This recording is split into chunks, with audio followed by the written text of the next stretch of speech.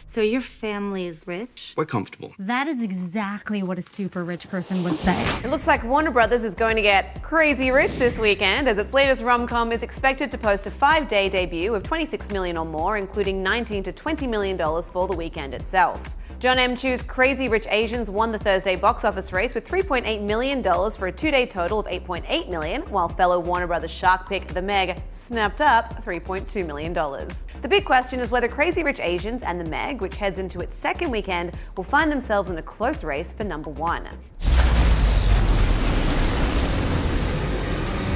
Chu's modestly budgeted $30 million film, based on Kevin Kwan's best-selling 2013 novel of the same name, is the first Hollywood studio movie since 1993's The Joy Luck Club to feature an all-westernized Asian cast. The story follows American Rachel Chu, played by Constance Wu, as she accompanies her longtime boyfriend Nick Young, portrayed by Henry Golding, to his best friend's wedding in Singapore.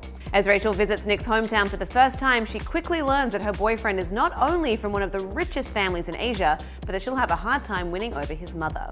The weekend's two other new offerings are Pete Berg's Mile 22, starring Mark Wahlberg, and Studio 8's prehistoric adventure drama Alpha, directed by Albert Hughes and starring Cody Smith-McPhee. Mile 22, which is tracking to open in the $17 million range, grossed $1 million in Thursday evening previews. The action thriller, which marks the fourth film Berg and Wahlberg have made together, tells the story of an elite CIA operative and his team who are tasked with escorting a high-value asset who is being targeted by terrorists. The film is currently sporting a Rotten Tomatoes score of 25%. Meanwhile, Alpha took in $525,000 in Thursday previews for a debut of $8 to $10 million.